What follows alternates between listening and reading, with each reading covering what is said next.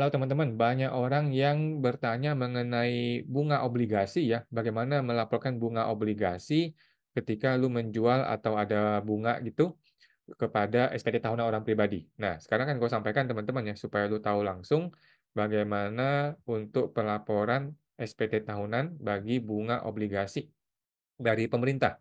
Oke, jadi ada beberapa jenis perpajakan teman-teman, beberapa jenis transaksi ya yang mungkin kita perlu cek. Yang pertama adalah ketika lu beli.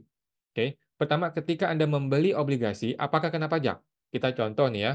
Contoh Anda membeli SBN ORI contohnya ya, ORI atau obligasi Republik Indonesia contohnya. Anggaplah senilai 100 juta gitu ya contohnya ya. Pertanyaannya, apakah kena pajak? Nah, jawabannya tidak guys ya, tidak ya, tidak kena pajak. Ketika Anda beli pertama kali, tidak kena pajak. Kenapa? Karena pajak itu hanya dikenakan atas penghasilan guys ya, bukan pembelian. Oke, pajak itu hanya dikenakan atas penghasilan, bukan pembelian, gitu ya. Jadi kalau ada penghasilan, maka kena pajak. Kalau tidak ada penghasilan, maka tidak kena pajak. Oke, jadi kalau beli itu tidak kena pajak. Tetapi Anda perlu cek teman-teman, apakah Anda membeli ori itu 1 juta ini ya, yang 1 juta itu berasal dari harta yang sudah clear perpajakannya atau belum. Itu penting teman-teman ya. Contoh, lu mengambil uang itu dari rekening bank contohnya. Nah, yang mana rekening bank itu sudah lu laporkan di SPT tahun lalu. Berarti kan nggak ada masalah ya.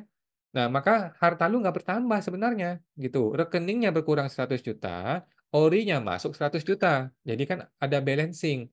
Jadi sepanjang nilai total hartanya itu tidak bertambah, maka tidak ada penghasilan. Oke. Dan tidak ada pajak yang perlu dibayar karena hanya terjadi perubahan komposisi harta saja, tidak menambah harta secara total. Oke ya, teman-teman ya, ketika beli. Sekarang ketika Anda mendapatkan bunga setiap bulan, bagaimana? Kan kalau lu beri ori nih 100 juta, anggaplah bunganya sekarang 6% gitu ya per tahun. Artinya kan Anda akan dapatkan 6 juta per tahun. Oke, 6% ya. Artinya 500.000 per bulan. Bunganya nih ya, 500.000 per bulan. Tetapi Anda nggak langsung dapat 500.000 dong, ya. Lu akan dipotong PPh final 10% atas bunga SBN 10% itu 50.000. Sehingga uang yang masuk ke rekening lu itu 450.000. Begitu ya, simpel ya. Nah, nanti di manakah kita melaporkan di SPT tahunan kita ya? Ketika lapor SPT tahunan di bagian PPh final, Anda masukkan di nomor 2. Oke. Apa bedanya nomor 1 dan nomor 2? Gua cenderung begini ya, kalau gua cenderung nomor 1 itu adalah bunga dari bank saja. Tabungan, deposito, pokoknya yang dari bank-bank itu deh. Yang biasanya itu 20% pajaknya atas bunga. Jadi ke situ. Nomor 2, gue lapor sebagai SBN, hanya SBN saja yang bunganya 10%. Supaya gampang nih. Contohnya nih ya, ini SPT pribadi, orang pribadi. Di lampiran 3, ini formulir yang 70 polos ya. Lampiran 3, PPh final. Nah, nomor 1 ini hanya gue campur di kelompok-kelompok yang 20% PPh, bunga atas PPh-nya. PPh atas bunganya ya. Nah, yang dari bank-bank itu. Walaupun di sini ada tulisan SBN, Surat Berharga Negara, tapi gua lebih cenderung nanti lempar ke nomor 2 karena beda beda tarif. Jadi yang nomor 1 ini tarifnya 20%, nomor 2 ini tarifnya 10%, yaitu bunga-bunga SBN, obligasi SBN. Gua cenderung ke sini ya, teman-teman. Oke, itu cara gue laporinnya. Gampang kan ya? Simpel ya, kalau bunga obligasi. Nah, sekarang gimana kalau ketika Anda jual? Nah, ketika lu jual atau lu settlement jatuh tempo gitu ya, jatuh tempo kan otomatis cair tuh. Kemudian ada untung. Kalau ada untung bagaimana? Apakah kena pajak? Nah, contoh nih ya, Anda punya ori, lu beli senilai 100 juta, contohnya ya. Ternyata ketika dicairkan, nilai uang yang masuk ke rekening itu 105, contohnya nih ya, karena kan ada perubahan, ada floating nilai, sehingga ketika walaupun Anda dapat bunga setiap bulan, ketika lu cairkan pun nilainya bertambah. Contohnya begitu, teman-teman. Maka 5 juta itu adalah capital gain, ya. Itu capital gain ya. Ini bukan bunga. Sepemahaman gue begitu ya. Ini belum dipajakin. Ya, setahu gue begitu. Oke. Gue juga belum pernah sih ya mencairkan ori ya. Nah, coba deh lu komentar teman-teman yang paham mengenai ori ini. Setahu gue begitu. Ketika dicairkan dan ada capital gain itu tidak kena pajak. Sepemahaman gue begitu ya. Mudah-mudahan nggak salah ya. Nah, jadi ketika dicairkan, intinya tuh gini, jika itu belum dipotong pajaknya, maka kitalah yang perlu melaporkan dan membayar pajaknya secara mandiri. Oke, di mana kita laporkan? Di kelompok yang namanya penghasilan dalam negeri, strip lainnya. Gitu ya. Nanti kita hitung pajak progresifnya. Begitu guys. Oke. Nah, Banyak orang takut nih ya pajak progresif, waduh kan ini gua kena 30% dong gitu ya. Jawabannya enggak begitu teman-teman ya, progresif itu tidak semenakutkan yang kita bayangkan. Coba kita lihat ya, kalau Anda punya penghasilan di bawah PTKP, kalau ori lu 1 juta paling 5 juta gitu kan, kalau ori lu 1 M paling 50 juta gitu kan. Kalau di bawah PTKP masih gratis guys, masih gratis nggak usah kena pajak ya.